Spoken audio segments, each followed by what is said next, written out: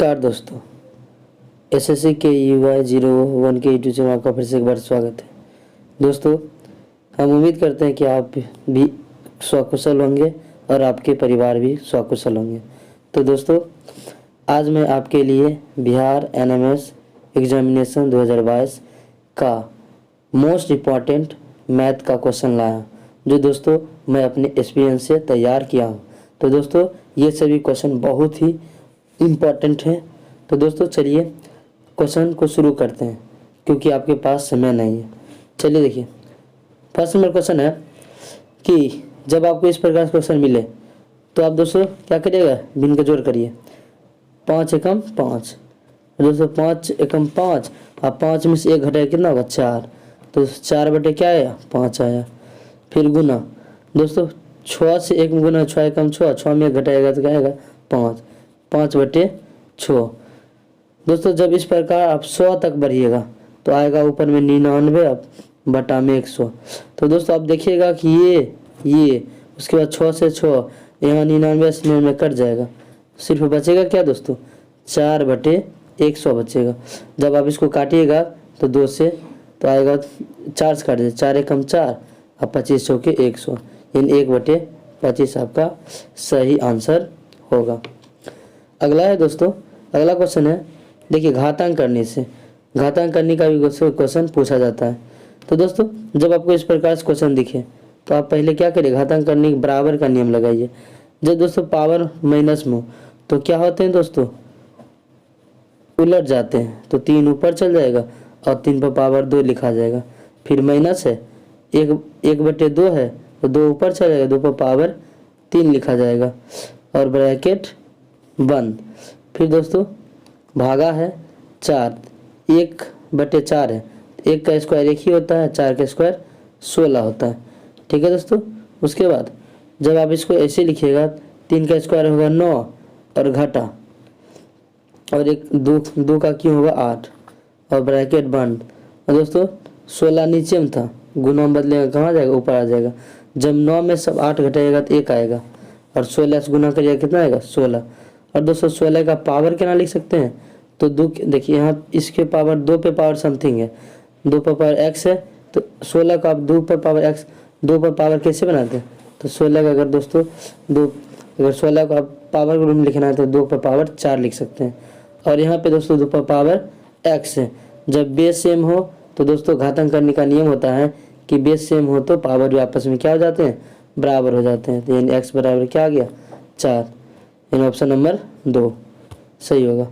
अगला है दोस्तों 7 पर पावर 105 में इकाई अंक क्या कितना है। तो दोस्तों जब भी आपको इकाई अंक हर एक साल लगभग पूछे जा रहे तो दोस्तों आप इसको इग्नोर ना करें, इकाई अंक जरूर पढ़ के जाए। देखिए दोस्तों, अगर 7 पे पावर सम दिखे, जैसे 7 पे पावर सम रहेगा तो 49 होते 9 हो जाएगा, याद रखिए इकाई अंक। अगर 7 पे पावर विषम हो तो दोस्तों 7 ही होगा, यानी ऑप्शन नंबर 2। अगला है, कह रहा है 2 संख्याओं का लघुत्तम समावर्तक यानी LCM दोस्तों दिया है 1920 तथा महत्तम समावर्तक दिया है 16 दिया है। तो कहता है कि एक संख्या उसमें 128 देने हैं, तो दूसरा संख्या क्या है। तो दोस्तों दूसरा संख्या निकालने के लिए फॉर्मूला होता है LCM गुना HCF बटे में पहली संख्या। तो दोस्तों बस क्या करिए, 1920 गुना 16 और बटा 128 कीजिए। 16 इसके बार में कटेगा, 8 बार में आएगा दोस्तों, 16 8 128। और दोस्तों और जब 8 से आप काटिएगा इसको तो 240 बार में 1920 कट जाएगा, यानी आपका ऑप्शन होगा ऑप्शन नंबर 4। अगला है दोस्तों इस प्रकार से भी आरोही क्रम या अवरोही क्रम में आपसे क्वेश्चन पूछे जाते हैं। तो दोस्तों आप इस प्रकार का आपको क्वेश्चन दिखे तो आप गैप खोजिए। देखिए दोस्तों 5 और आप 4 में 5 और 11 में घटाएगा तो अंतर कितना, 6। और यहाँ देखिए 3 में से 8 घटाएगा कितना अंतर है दोस्तों, 5। जब आप इस प्रकार से आपको दिखे ना, कुछ मत करिए, देखिए कि ऊपर में अंश छोटा कौन है, उसके बाद लगातार लिखते जाइए, यानी आपका आंसर होगा ऑप्शन नंबर 2। अगला है क्वेश्चन दोस्तों, अगला है 76 नंबर, कहता है 94 को किस छोटी संख्या से गुना किया जाए कि गुणनफल एक परिपूर्ण वर्ग हो जाए। तो दोस्तों जब भी आपको इस प्रकार से गुणनफल ज्ञात करे, गुना करे या भाग करे, तो आप हमेशा इसका अभाज्य गुणनफल निकाल दें। यानी 294 का जब आप अभाज्य गुणनफल निकालिएगा दोस्तों, तो आपको आएगा 294 का आप जब अभाज्य गुणनखंड निकालेंगे, 294 का अभाज्य गुणनखंड देखिए दोस्तों, जब 2 से लगाइएगा 2 एकम 2, 2 चौके 8 और दोस्तों 2 सती 14। अब दोस्तों 7 से लगाएंगे तो 7 दूनी 14, सत्तिया 7 एकम 7। और फिर दोस्तों जब आप 3 7 से लगाए, सत्तिया 21। तो दोस्तों आप देखिएगा कि 7 तो 2 बार आया, लेकिन 2 और 3 एक बार आया। का मतलब क्या दोस्तों, 2 और 3 दोनों दिया जाए तो क्या हो जाएगा, परिपूर्ण। यानी 2 तिया 6 से गुना किया जाए तो परिपूर्ण वर्ग बन जाएगा। Option number 2। अगला है 4 अंकों की सबसे छोटी संख्या जो एक पूर्ण वर्ग है। तो दोस्तों आप याद रखिएगा 4 अंकों की सबसे छोटी संख्या होती है 1000। ठीक है दोस्तों, और उसे बोला छोटी से छोटी, इसका मतलब दोस्तों ना ही 961 है, ये तो 3 अंक की संख्या है दोस्तों, ना ही 1081 किसी का वर्ग है, ना ही 10, लेकिन वर्ग कौन है दोस्तों, 1024। अगला है दोस्तों, जब आपको इस प्रकार से क्वेश्चन दिखे तो आप क्या करिएगा दोस्तों, तो कुछ नहीं करिएगा दोस्तों। जब आपसे क्यों पूछे x+1 बाय समथिंग देकर और आपसे क्यों पूछे प्लस में, तो आप कुछ मत करिए, आप बस इस 2 का स्क्वायर, 2 का क्यों करिए और 3 घटाकर इसी 2 से गुना कर दीजिए। तो दोस्तों 2 का पावर 3 कितना होता है, 8 होता है, और 3 दूनी 6 होता है। जब 8 में 6 घटाएगा क्या आएगा, कितना, 2 आएगा। ऑप्शन नंबर 4 आपका सही होगा। अगला है दोस्तों 75 मिलीलीटर का कहता है कोमा 1.75 लीटर का कितना प्रतिशत है। तो दोस्तों 75 मिलीलीटर और लीटर है 1.75। तो दोस्तों आप जब भी इसका प्रतिशत निकालें 100 से गुना करिएगा, ये तो सही है। इस दशमलव उड़ाएगा तो ऊपर जाएगा 100 हो जाएगा। और दोस्तों ये मिलीलीटर है और लीटर है, मिलीलीटर को लीटर में गुना किससे गुना करते हैं, 1000 से गुना करते हैं दोस्तों। तो 2 0 2 0 1 0 से 1 0। जब इसको आप काटा पीटी करिएगा तो आपका आंसर आएगा ऑप्शन नंबर 2। चलिए दोस्तों अगला क्वेश्चन है, एक आयत की लंबाई 20% बढ़ा दी जाए और चौड़ाई 20% कम करने पर उसका क्षेत्रफल में कितना प्रतिशत की कमी आएगी। तो दोस्तों आपको इस प्रकार क्वेश्चन पूछे तो आप ये वाला सूत्र लगे, a+b+ab गुना 100, ये सूत्र लगाएगा। परछिना कोई भी कमी आए या वृद्धि हो, अगर ये सूत्र लगाएगा 2 डाटा दे तब ये लगाइए, आपका खर्च में आंसर आ जाएगा। जैसे देखिए दोस्तों 20% वृद्धि तो 20 लिखिए, और 20% की कमी तो 20 कमी कर दे, कमी मतलब माइनस, और फिर लिखिए दोस्तों, फिर देखिए माइनस लिखिए, क्योंकि पहला यहाँ पे प्लस, यहाँ पे माइनस, प्लस माइनस माइनस, और दोनों गुना करिए, 20 गुना 20 और बटा में 100। जब 2 से काटिएगा तो दोस्तों कितना आएगा, 0 0, 20 से 20 कट जाएगा, तो यहाँ पे 2 बचा, यहाँ पे 2 बचा, 2 दूनी कितना हो जाएगा 4, यानी माइनस के 4% आपका आंसर हो जाएगा। अगला है दोस्तों चक्रवृद्धि ब्याज से क्वेश्चन पूछे ही जाते हैं, हर साल पूछे जाते हैं दोस्तों, और ज़्यादातर अंतर वाले, साधारण ब्याज और चक्रवृद्धि ब्याज के अंतर वाले क्वेश्चन पूछे जाते हैं। तो दोस्तों अंडरस्टेट मत करिएगा, आप इसको बना जाइएगा। किसी राशि मतलब क्या है दोस्तों, x रुपया पर 12% वार्षिक ब्याज की दर से 2 वर्ष के लिए चक्रवृद्धि ब्याज और साधारण ब्याज का अंतर क्या होगा। तो दोस्तों आपको इसको बनाने के लिए आप 12% को किस तरह लिख सकते हैं, 12/100, 4 से काटिए, 4 तिया 12 और 4 से 25 बार, यानी 3/25 आए दोस्तों, 3/25। तो दोस्तों कितना समय बोला है, 2 वर्ष, तो 25 का स्क्वायर कर दीजिए, 25 स्क्वायर कितना होता है दोस्तों, 625 होता है। ये हमने मान लिया मेरा मूलधन है दोस्तों। जब इस पर ऐसे करिए, और दोस्तों 25 का 625 का 3/25 निकालिए तो आएगा 25 30 75 आएगा, और दोस्तों 75 2 बार लिख दिए। फिर दोस्तों इस 75 का आप 3/25 निकालिए तो आएगा दोस्तों, जब करिएगा इसमें गुना करिएगा 75 और 3/25, अब जब करिएगा 3 बार 3 तिया 9, यानी 9 बार में कट जाएगा, यानी इतना आएगा अंतर। और दोस्तों ये जो आएगा ये साधारण ब्याज होगा, और ये पूरा दोस्तों जोड़ने पर चक्रवृद्धि ब्याज आएगा। और दोस्तों ये साधारण ब्याज हुआ, ये पूरा चक्रवृद्धि ब्याज, लेकिन अंतर कितना आएगा, जो यहाँ पे 9 था 9 आएगा दोस्तों। यानी देखिए दोस्तों हमारे अनुसार दिया है क्वेश्चन, हम निकाले 9 आया, लेकिन क्वेश्चन अनुसार दे ले अंतर कितना, देख लीजिए साधारण ब्याज और चक्रवृद्धि ब्याज का अंतर दे है 46.08 दे है। ठीक है, अब जब इसको काटिएगा, तो दोस्तों काटने के बाद 625 से जब आप गुना करिएगा तब आएगा आपका कितना दोस्तों 3225।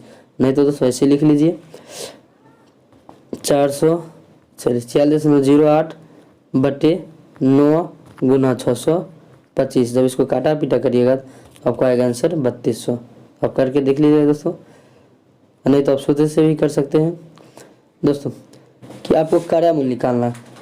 श्रीमान ए 2 वस्तु को 550 रुपया प्रति वस्तु की दर से बेचता है, उनमें से एक पर 210% लाभ लेता है और दूसरी पर 20% की हानि होती है। तो आपको पहले दोस्तों आपको क्रय मूल्य निकालना है। तो क्रय मूल्य निकालने के लिए कुछ नहीं करिए दोस्तों, लिखिए 550 गुना 100 ऊपर लिखिए, और दोस्तों पहले लाभ लेना है तो 10% बढ़ा, यानी 100 में 10 जोड़ेगा कितना हो जाएगा 110, तो काटिएगा तो कितना बार कट जाएगा 5 बार में कट जाएगा, 5 गुना 100, यानी पहला वस्तु पे 500 उसको कराया हुआ। ठीक है, फिर अगला कहता है कि उसी वस्तु पर 20% का हानि हो गया, यानी 550 का 20% हानि हुआ।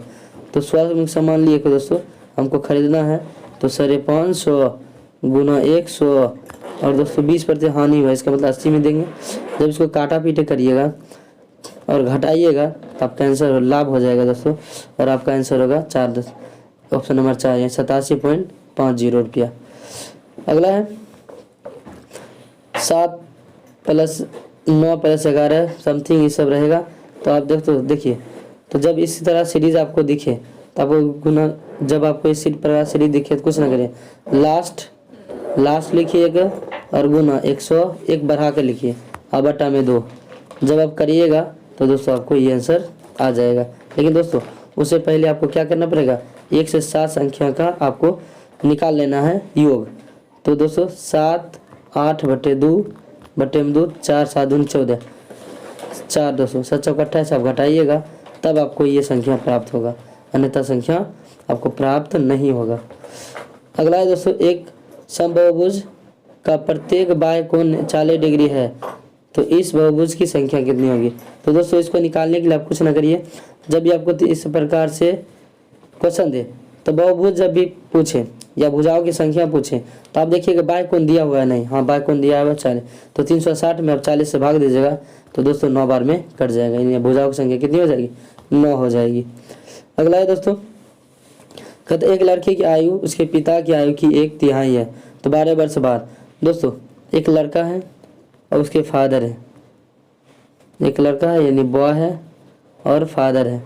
कहता है कि एक लड़के क्या है उसके पिता की आयु का 1/3, यानी लड़का अगर 1 है तो पापा 3 है। कहता 12 वर्ष बाद उसकी आयु हो गया है, पिता की आयु आधी होगी। चलिए पिता का आयु का आधी है, अगर पापा 2 है तो बेटा 1 है, तो दोस्तों यानी 1:3 और 2:1:2 इस प्रकार से आया हुआ है।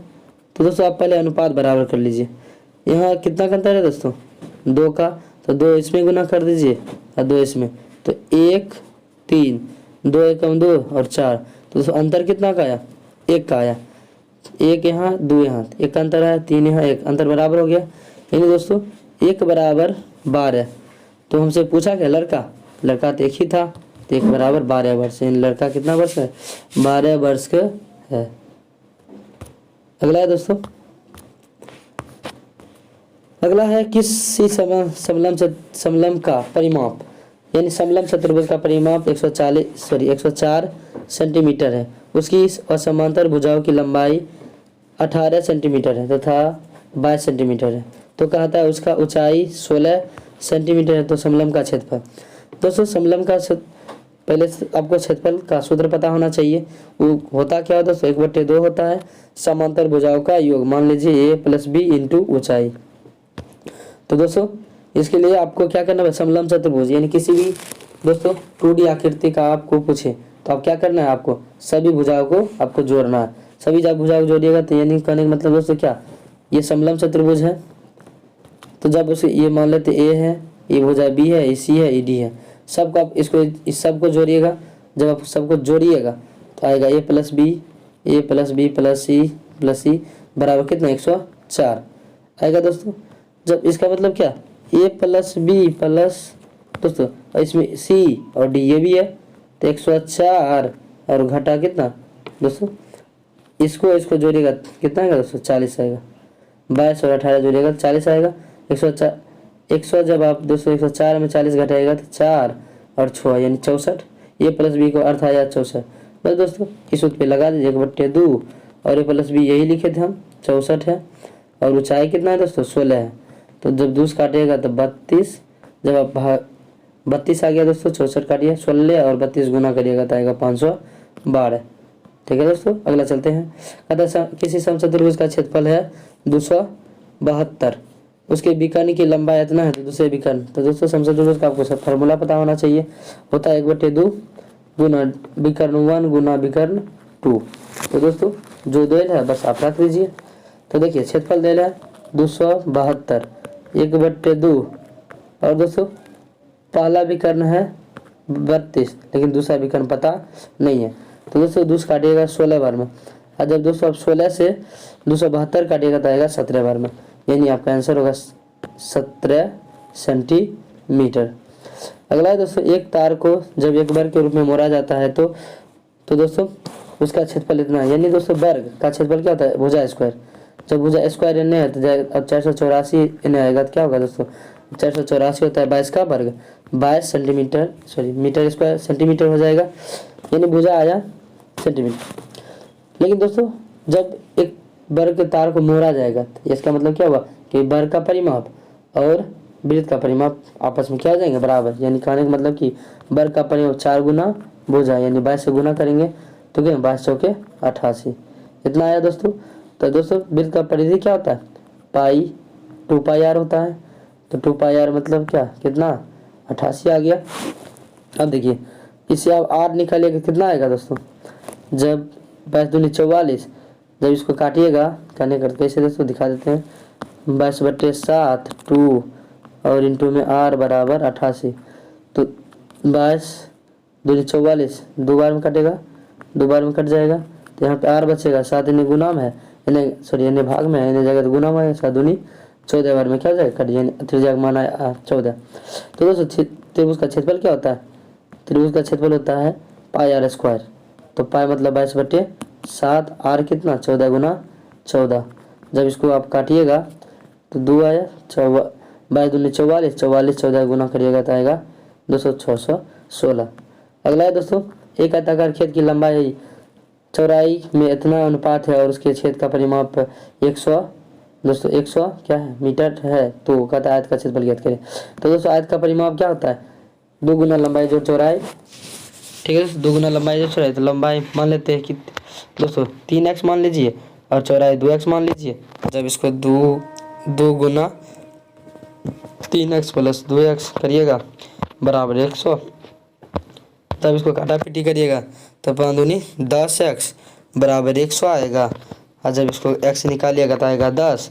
तो कहने का मतलब क्या दोस्तों 3x बराबर 30 2x बराबर 20। तो इसका क्षेत्रफल नहीं बना तो लंबाई गुना चौड़ाई यानी 30 गुना 20 यानी 600 आपका आंसर हो जाएगा। अगला है कहता है किसी गोले तथा अर्धगोले का आयतन समान है। गोला का आयतन क्या होता है दोस्तों 4/3 पाई आर क्यू और अर्धगोला होता है दोस्तों 2/3 पाई आर क्यू। तो दोस्तों मान लेते हैं R1 है R2 है।